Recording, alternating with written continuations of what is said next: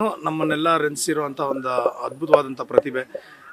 Very sad and ಭಾಳ ದುಃಖ ಏನು ಅಂದರೆ ಅವರು 2 ವರ್ಷ ಈ ಒಂದು ಕಾಯಿಲೆಯಿಂದ ನರಳಿದ್ದು ಎಲ್ಲ.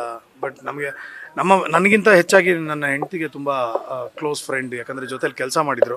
ನಾನು ಅಪರ್ಣ ಅವ್ರ ಜೊತೆ ಕೆಲಸ ಮಾಡಿದ್ದು ಮಜಾ ಟಾಕೀಸಲ್ಲೇ. ಮಜಾ ಟಾಕೀಸಿಗೆ ಫೋನ್ ಮಾಡಿದಾಗ ಶಿ ವಾಸ್ ವೆರಿ ಸ್ಕೇರ್ಡ್, ಯಾಕಂದರೆ ಅವ್ರ ಇಮೇಜೇ ಬೇರೆ.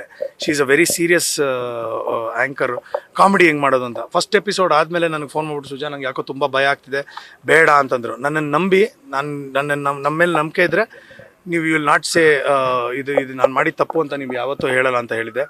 ನಾವು ಆಸ್ಟ್ರೇಲಿಯಾಗೆ ಹೋಗಬೇಕಾದ್ರೆ ಫ್ಲೈಟಲ್ಲಿ ಕೂತ್ಕೊಂಡು ಹೇಳಿದ್ರು, ಆ ಒಂದು ಫೋನ್ ಕಾಲ್ ಇವತ್ತು ಆಸ್ಟ್ರೇಲಿಯಾ ಕರ್ಕೊಂಡು ಹೋಗ್ತಾ ಇದೆ ನನ್ನ ಅಂತ.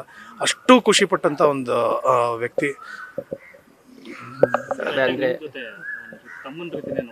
ಖಂಡಿತ ಹೌದು. ಆಮೇಲೆ ನಮ್ಮ ಫ್ಯಾಮಿಲಿಗೆ ತುಂಬ ಹತ್ರ. ಅವ್ರಿಗೆ ಯಾವಾಗಲೂ ನಾನು ಹಸು ಅಂತ ಕರಿತಾ ಇದ್ದೆ, ಯಾಕಂದರೆ ಅವ್ರಿಗೆ ಯಾವಾಗಲೂ ಏನಾದರೂ ಒಂದು ತಿಂತಾ ಇರೋ ಒಂದು ಚಟ. ಸುಮ್ಮನೆ ಏನಾದರೂ ಒಂದು ಕಡಲೆಕಾಯಿ ಬೀಜನೋ ಇಲ್ಲ ಕಡಲೆಪುರಿನೋ ಏನಾದರೂ ಒಂದು.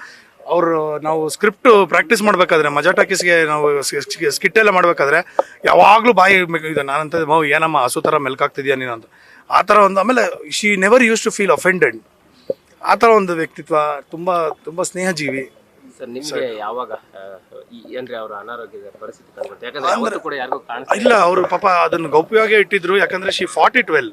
ಅವ್ರು ಕೀಮೋ ಎಲ್ಲ ಮಾಡಿಸ್ಕೊಂಡಾಗ್ಲೂ ತುಂಬ ಚೆನ್ನಾಗಿ ಅದಕ್ಕೆ ಪ್ರತಿಕ್ರಿಯಿಸ್ತಾ ಇದ್ರು. ಬಟ್ ಅದಾದಮೇಲೆ ಸ್ವಲ್ಪ ಅದು ರಿಲ್ಯಾಪ್ಸ್ ಆಯಿತೋ ಏನಾಯ್ತೋ ಗೊತ್ತಿಲ್ಲ. ಅದು ಈ ಒಂದು ಮಟ್ಟಕ್ಕೆ ತೊಗೊಂಬಂದಿರೋದು ಇಟ್ಸ್ ವೆರಿ ಸ್ಯಾಡ್.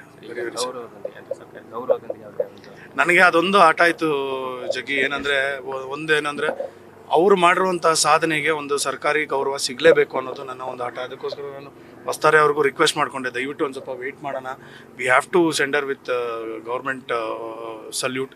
ಸೊ ಹಾಗಾಗಿ ಪೊಲೀಸ್ ಪ್ರೋಟೋಕಾಲಲ್ಲಿ ಇವತ್ತು ಅವ್ರನ್ನ ಕಳಿಸ್ಕೊಡೋದಕ್ಕೆ ವ್ಯವಸ್ಥೆಗಳಾಗಿದೆ. ಅವ್ರಿಗೆಲ್ಲ ಬರ್ತಾ ಇದ್ದಾರೆ. ನನಗೆ ಅವ್ರು ಮಾಡಿರುವಂಥ ಒಂದು ಸಾಧನೆಗೆ ಇದೊಂದು ರೆಕಗ್ನಿಷನ್ನು ಆ್ಯಂಡ್ ಇದು ಒಂದು ಸಲ್ಲಬೇಕಾಗಿರುವಂಥ ಒಂದು ಗೌರವ ಅಂತ ನನಗನ್ಸುತ್ತೆ. Thank you.